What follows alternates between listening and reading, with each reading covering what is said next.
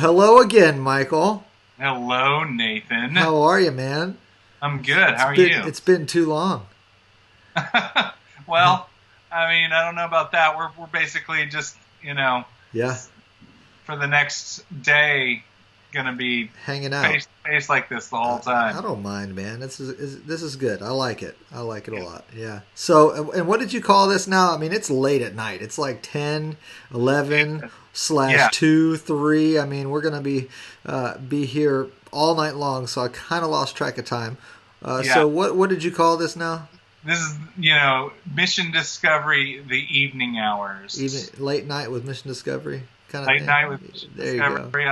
Uh, Yeah. If you're so, hey, here's the deal. If you're joining us now, Mission Discovery is right in the middle of this big payback thing. This is an event that happens every year. We've wanted to do it for the past few years, and we just never had the time to do it. This time, we're like all on quarantine. We're like, well, we got to do it, you know. And what it is, it's in Middle Tennessee. It's a big fundraiser for nonprofits. So I think over 1,000 nonprofits have registered to raise funds during this event right now, and we are one of those nonprofits. The benefit of doing that right now is that people will match our funds. There's all kinds of little incentives that come from the community foundation who's putting this on.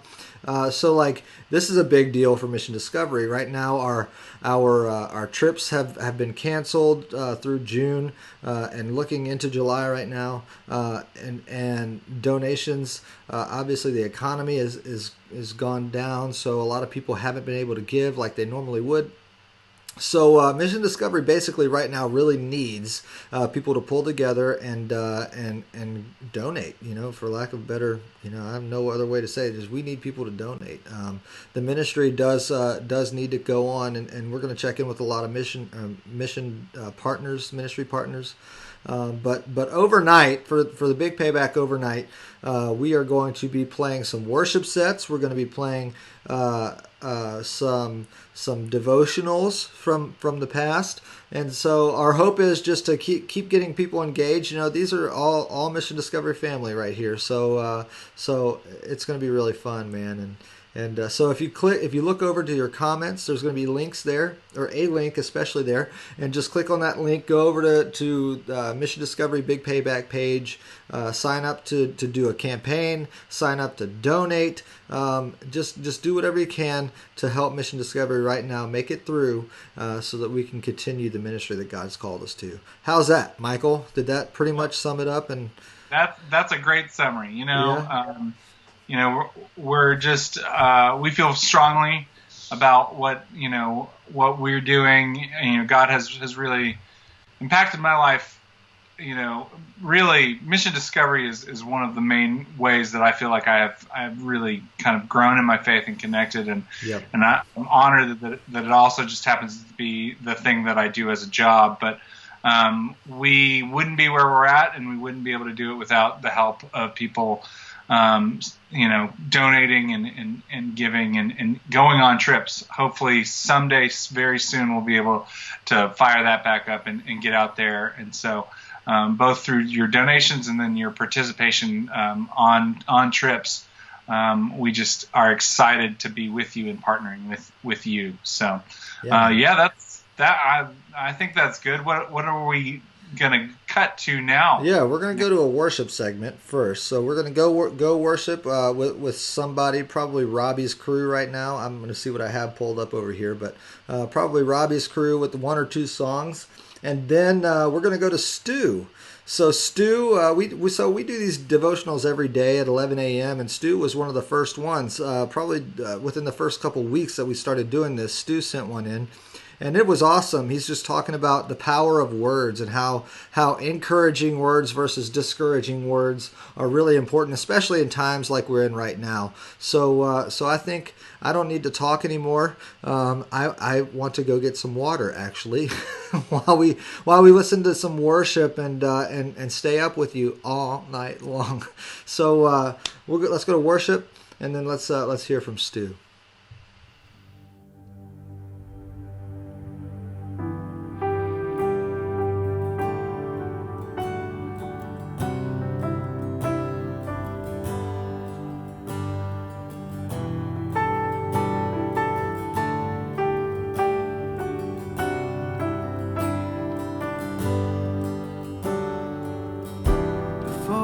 spoke a word, you were singing over me. You have been so, so good to me.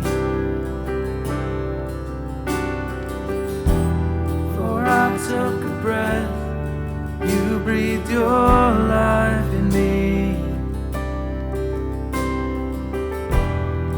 You have been so, so kind to me. Oh, the overwhelming, never-ending, reckless love of God. And oh, it chases me down, fights till I'm found, leaves the 99. I couldn't earn it, I don't deserve it. Still you give yourself away. And oh, the overwhelming, never-ending, reckless love of God.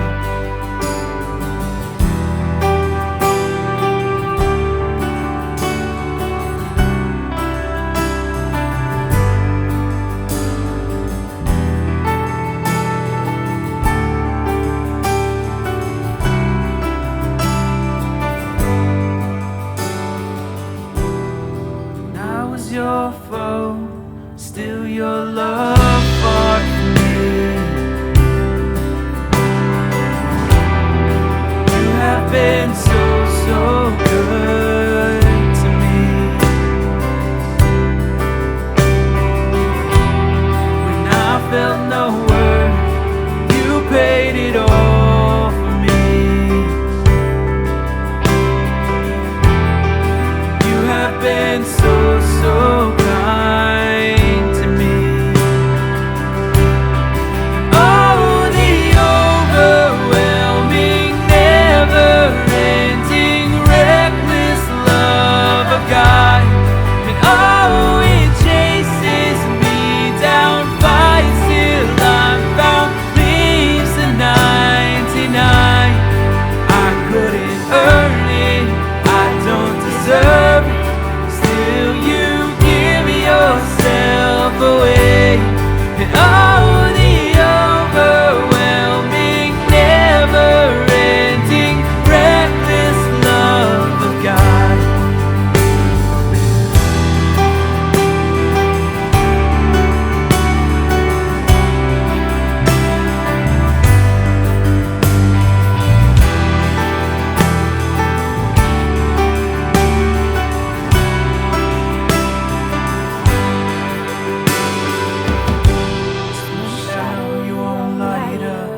Mountain you won't climb up, coming after me. There's no wall you won't kick down, lie you won't tear down, coming after me.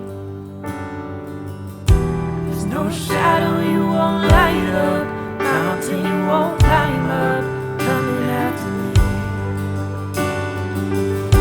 There's no wall you won't kick down, lie you won't tear down, coming after me. There's no shadow you won't light up, mountain you won't climb up, coming after me. There's no wall you won't kick down, lie you won't tear down, coming after me.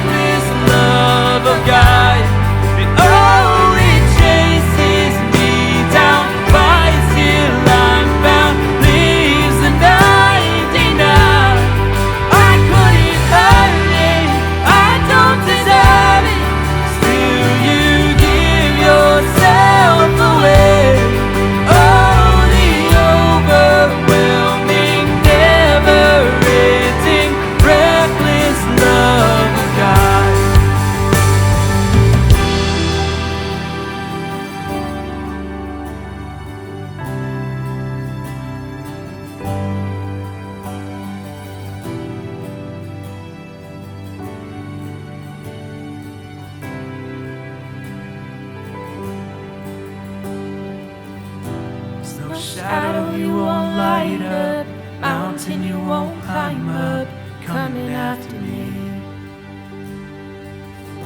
There's no wall you won't kick down, lie you won't tear down, coming after me. There's no shadow you won't light up, mountain you won't climb up, coming after me. There's no wall you won't kick down, lie you won't tear down, coming after me.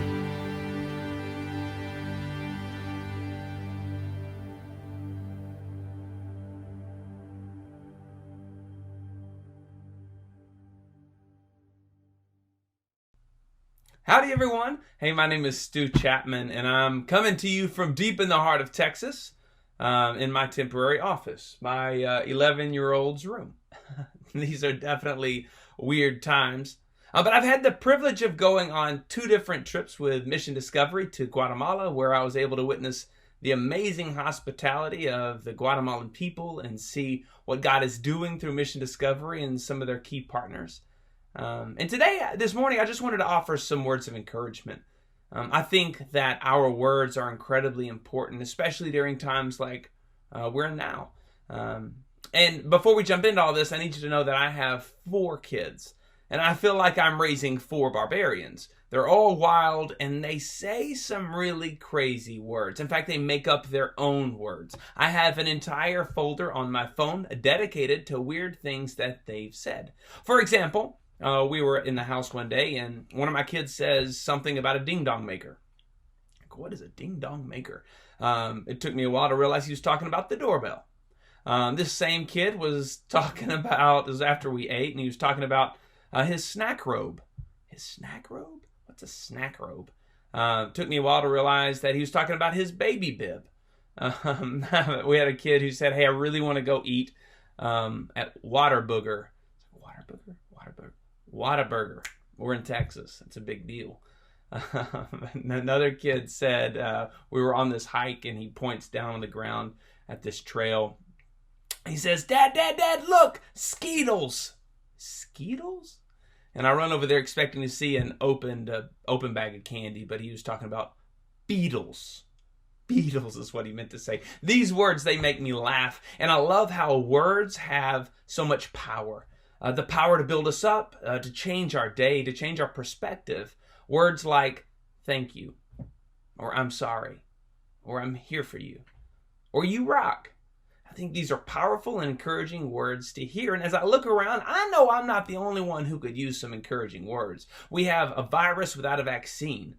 We have a surge of unemployment. There are entire industries facing an uncertain future. There's high school seniors and college seniors who aren't sure if they're going to be able to walk the stage at graduation. I think it's safe to say that we could all use some words of encouragement. And I'm of the opinion that no words are more powerful or more encouraging than the words of Jesus. And so what I'm going to do is I'm going to read a couple of verses from John 16. And to set the stage, this is right before Jesus is to be arrested and essentially put up on the cross. And Jesus knew what was coming, but his friends and his disciples, they did not. And on this particular day, Jesus is with his closest friends, the disciples, and they've just enjoyed a stellar meal. And so now they're kicking back and they're just talking like good friends do. But Jesus starts dropping hints that he would be going away soon, that he isn't going to be around much longer. And his disciples, they're obviously confused. They're puzzled. They're perplexed. And like, what do you mean? We're not going to see you anymore. And as Jesus continued to explain what he means, his disciples get the picture that Jesus came from God the Father and that he would soon be returning to God the Father. But check this out. Jesus says something incredibly relevant.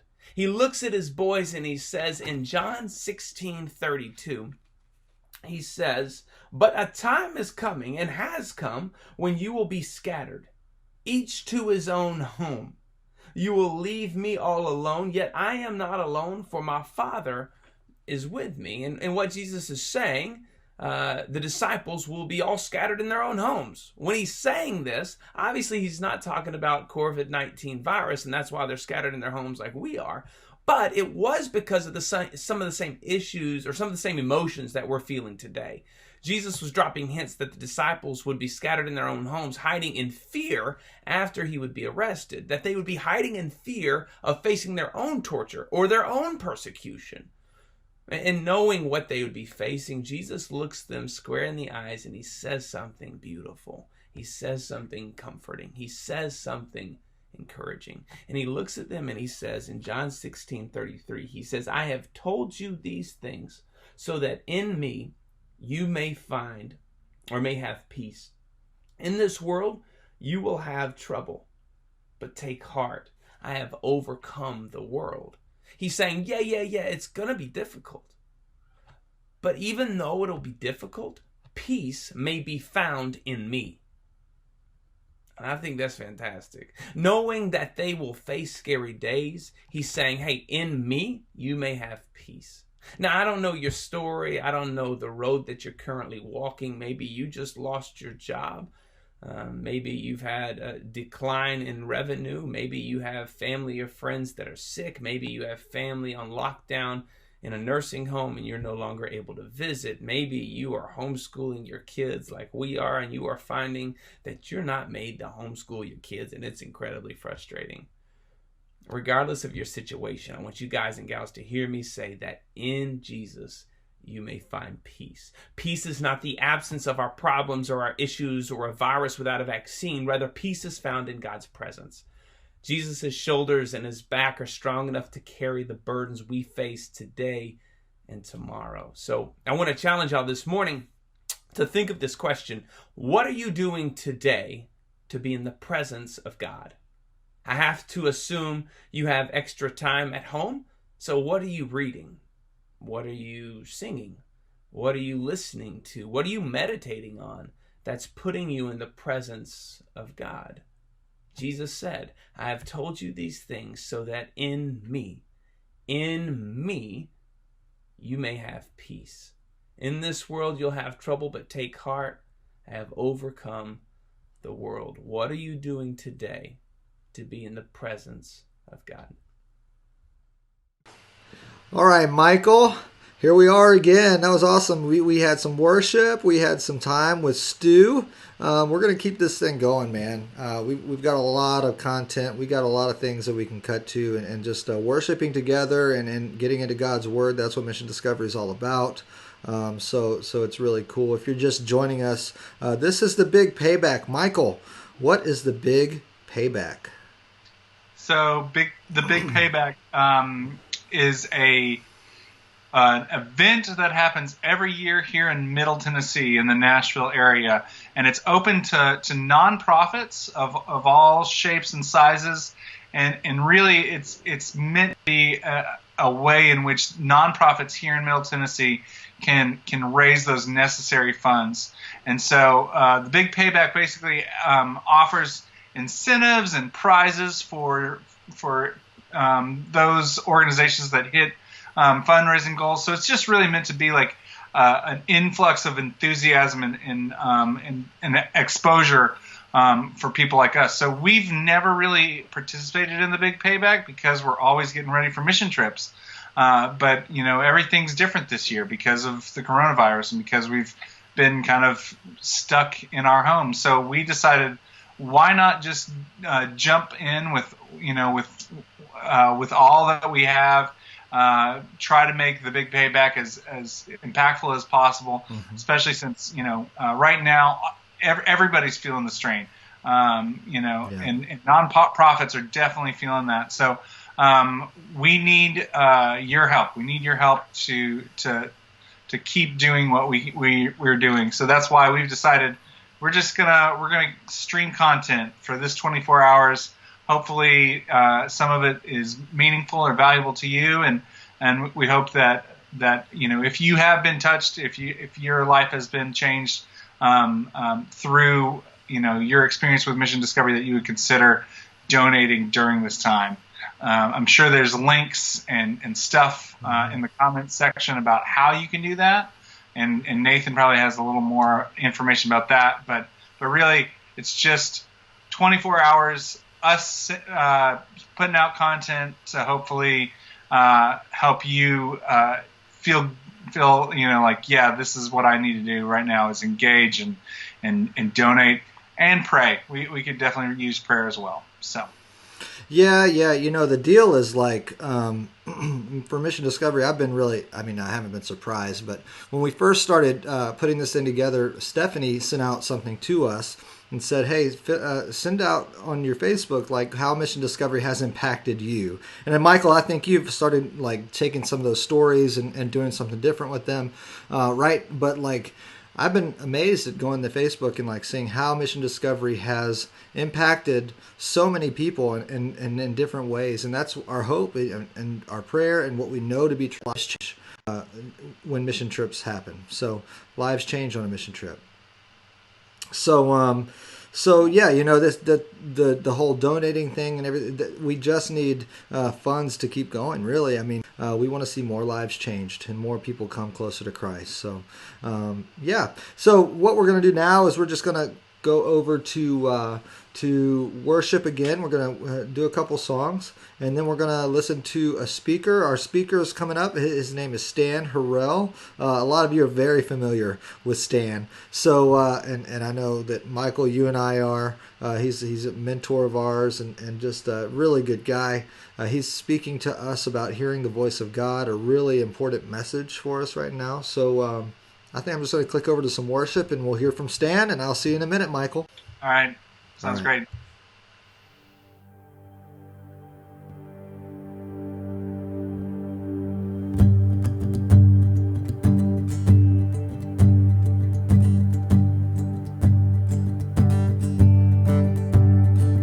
I raise a hallelujah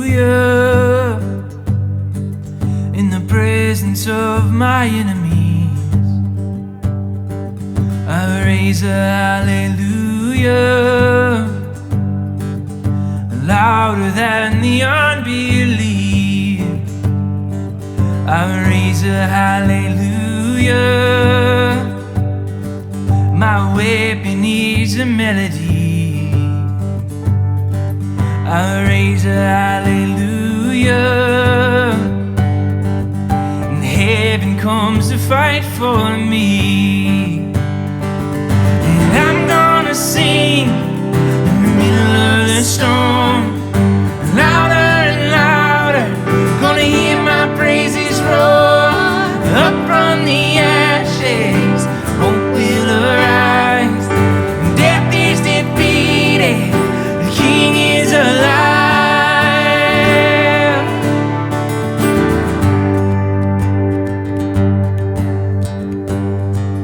I raise a hallelujah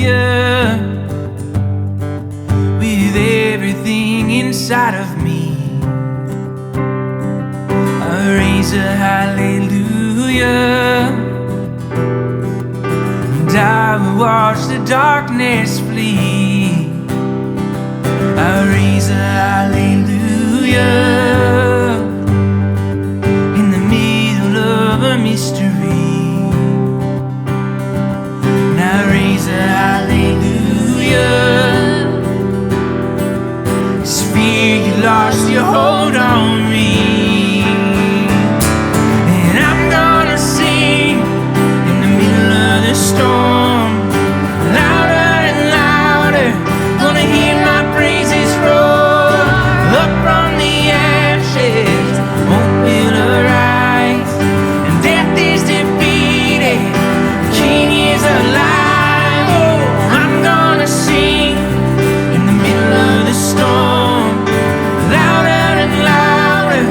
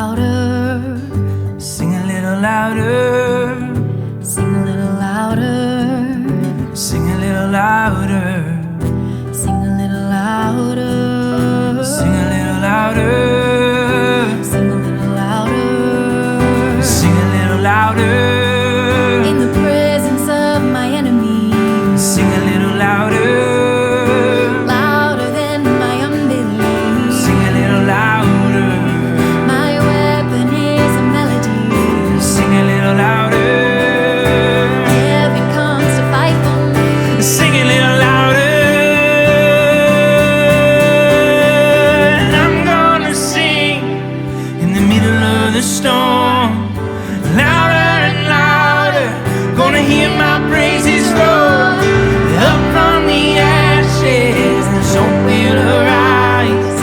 Death is defeated, the King is alive. Oh, I'm gonna sing in the middle of the storm, and louder and louder, gonna hear my praises roll up from the ashes. Hope will arise. Death is defeated, the King is alive. I raise a hallelujah. I raise a hallelujah. I raise a hallelujah. Raise a hallelujah.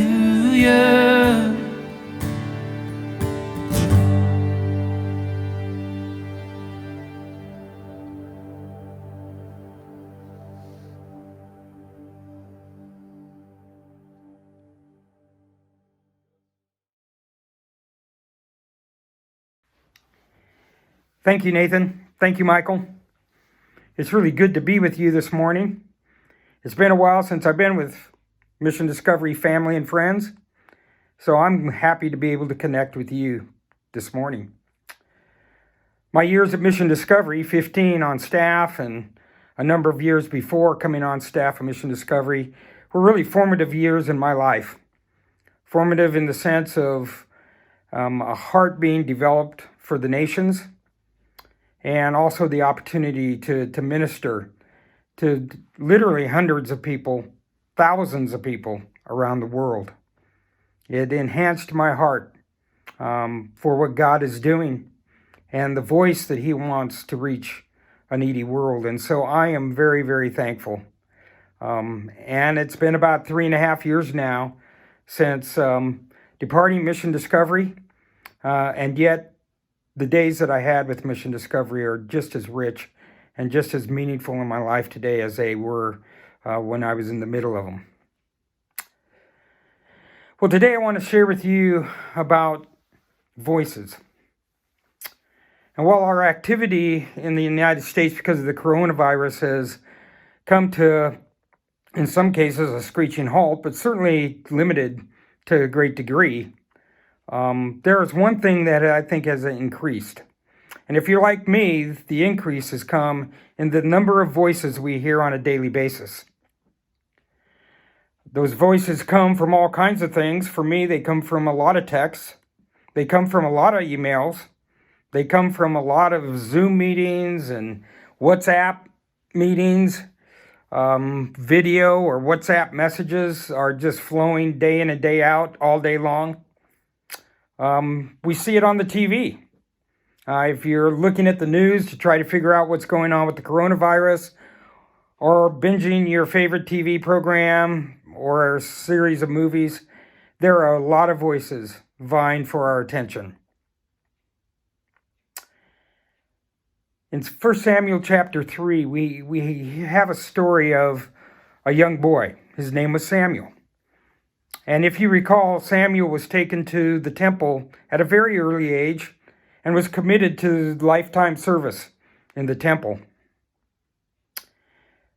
The priest at that time was Eli, and Eli was old and not in great health, and he had led the nation of Israel for some time.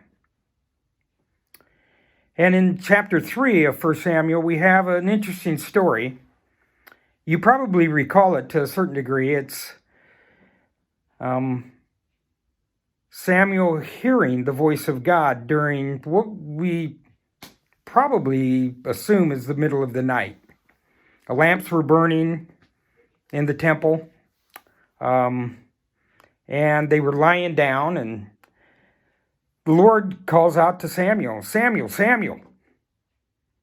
And Samuel, not knowing whose voice it was that was calling him, assumed it must be Eli. So he goes in and he asks Levi, what do you want? And Levi says, I did not call you. It happens a second time.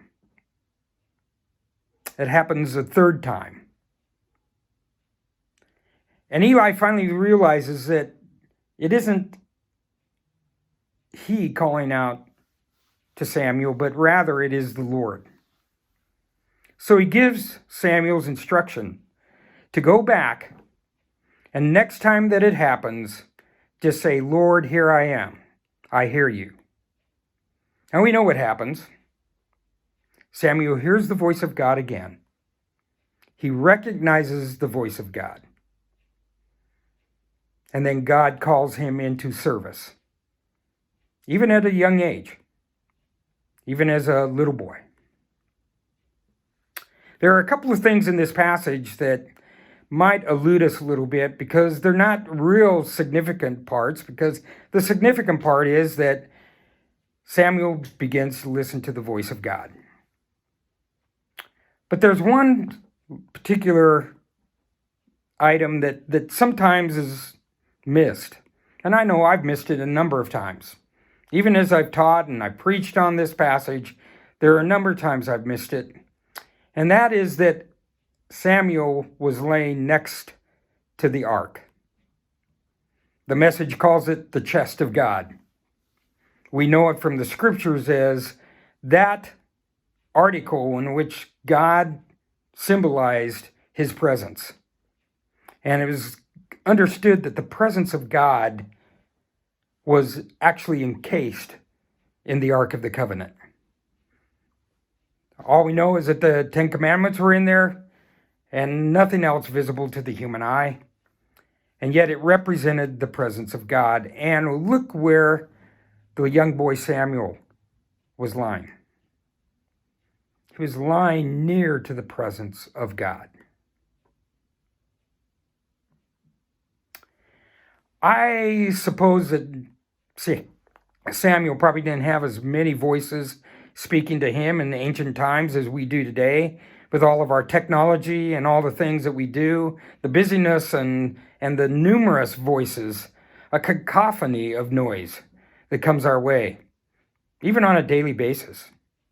Even within a matter of a few minutes, we hear many voices. I doubt that Samuel had the same experience, and yet he also mistook voices. And in this case, the most important voice, the voice of God, he mistook it for somebody else. Well, I think it's important for us to understand that, first of all, to recognize God's voice, we need to remain in his presence. His presence is everything. As Samuel laid down by the Ark of the Covenant, where are we laying down? What are we doing to come into the presence of God? So that when all these voices come our way, we can hear his voice. Because his voice is the most important. And secondly, I think it's important to understand that it said at that point, he did not know who God was. You can look it up. Go read the first 13, 14 verses of 1 Samuel. You'll see that Samuel had this experience of now becoming to a place where he could hear the voice of God. I think that's an important thing for us to understand as well. Out of all the voices, and God uses many voices sometimes to direct us, but out of all of them, are we hearing the voice of God? And are we in a position where we can take the other voices and the other noises and clear them out of our lives so that we can hear the voice of God speaking? I think that is the question for you. That is the question for me today. Are we doing the things that bring us into the presence of God? And while in the presence of God, are we hearing his voice? Do we know when he speaks to us? I believe today, in this time of unprecedented things that are going on in our world, and the world is, in a sense, a lockdown. My prayer is that you, that the church would spend this time, because I think it's a great grace from God, spend this time to hear the voice of God, to be in his presence, so that we too might be able to clear out the clutter. We would be able to distinguish between what God is telling us and what the world, the broken world that we live in, would want us to drift towards. My prayer for you today is that you would hear his voice, that you would know his voice when it comes, and that you would stay close in his presence so that you may hear. God bless you. Have an amazing day in God's presence, listening to him. All right, Michael. Well, that was awesome. Stan Harrell. I love it. I love Stan. If you're just joining us in the wee hours of the morning or late at night here, this is Mission Discovery's, not Kickstart. This is, I'm used to saying Kickstart. No, this is Mission Discovery's all night, 24-hour long extravaganza. It's called the Big Payback. It's in Middle Tennessee. There's like over 1,000 nonprofits that have registered for this thing, and it's just a big push for raising money. And so the benefit of doing that right now is that we get incentives and things like that. So we raise certain amounts, and there are prizes. And so the organization Mission Discovery has the potential to make a lot more than what we actually raise. And in fact, we have donors that are matching gifts, which is awesome, and it's something that you could do too. But basically, if you go to somebody's campaign that is matching a gift, your $1 might be $3. You never know. So it's just right now is a really big and important way for people to get involved with donating to Mission Discovery, because right now we need it. And all nonprofits right now are hurting. Mission Discovery is not exempt from that. We need to raise a lot of money this year. Probably more than we ever have. The coronavirus has really kicked everybody's butts. So, but anyway, that's how we're doing it. We're doing 24 hours together, Michael, right here on the good old Facebook Lives. Yeah. Are you excited, man? How are you doing? So excited. No, it's good. I know.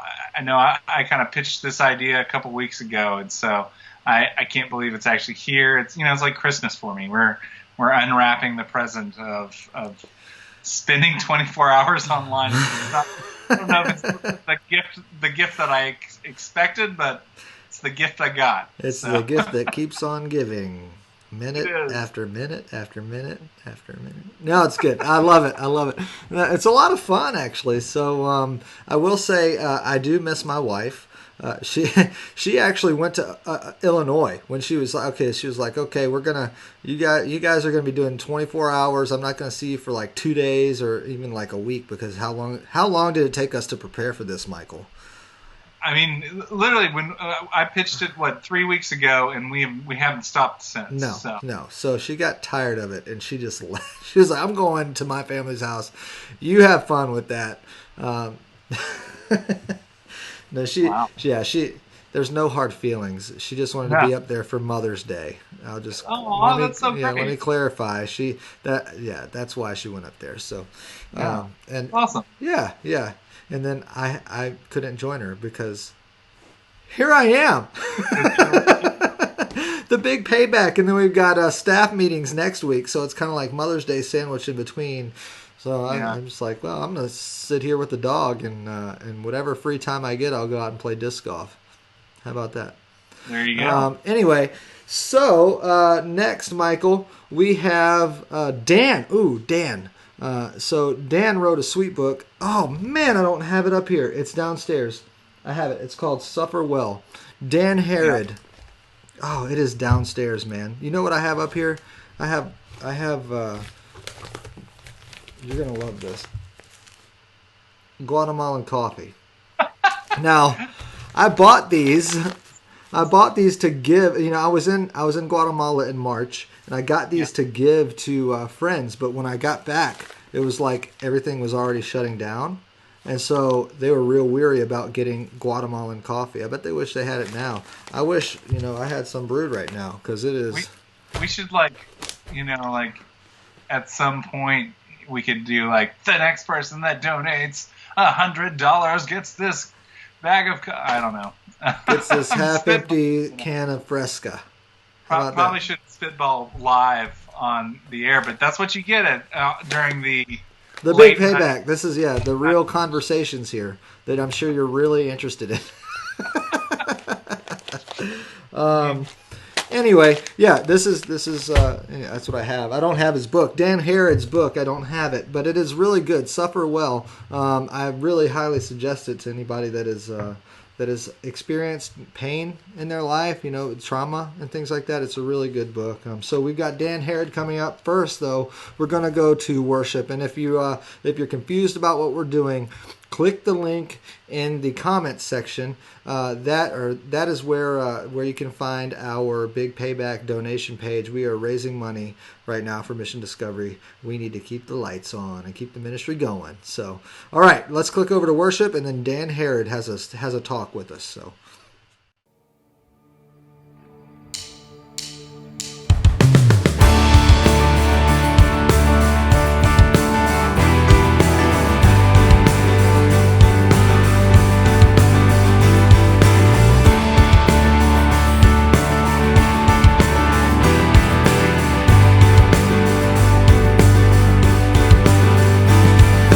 Coming on the clouds, kings and kingdoms will bow.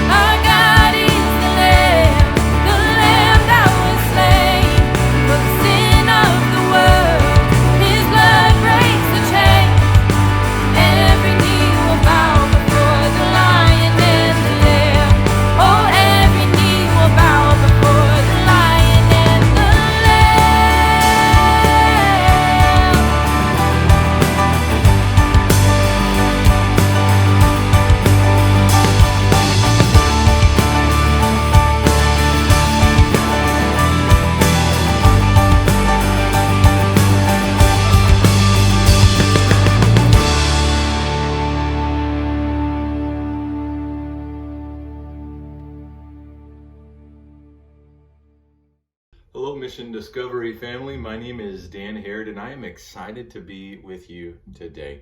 So as we navigate through this unprecedented season, it's vital that we stop, breathe, and smile. Here's why.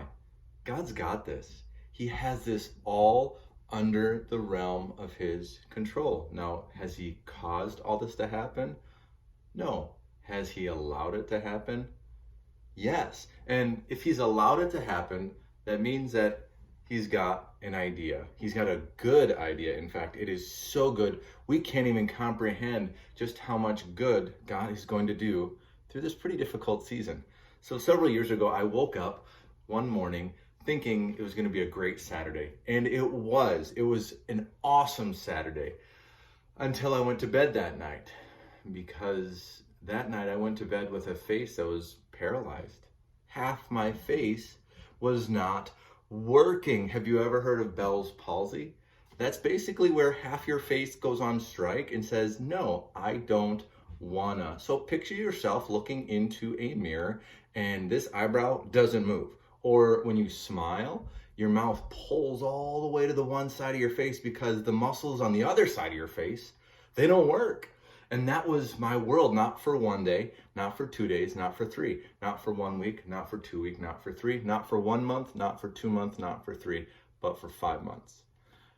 Have you ever been in a conversation with someone and you can't hear anything that they're saying because you're focused on all that's wrong with you?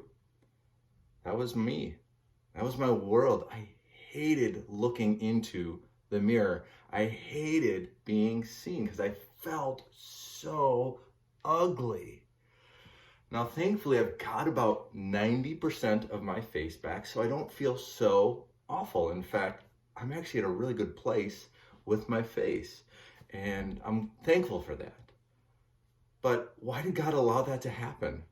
Why did he let me go through that difficult season?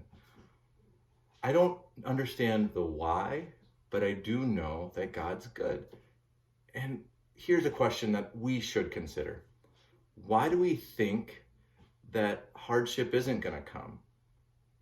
If we follow Jesus, do we really believe that the gospel exempts us from pain? Or is there a deeper reality going on here? Jesus spoke to that a long time ago. He's standing around with his friends, the disciples, and he says this in John chapter 16, verse 33. I have told you these things so that in me you may have peace. In this world you will have trouble, but take heart, I have overcome the world.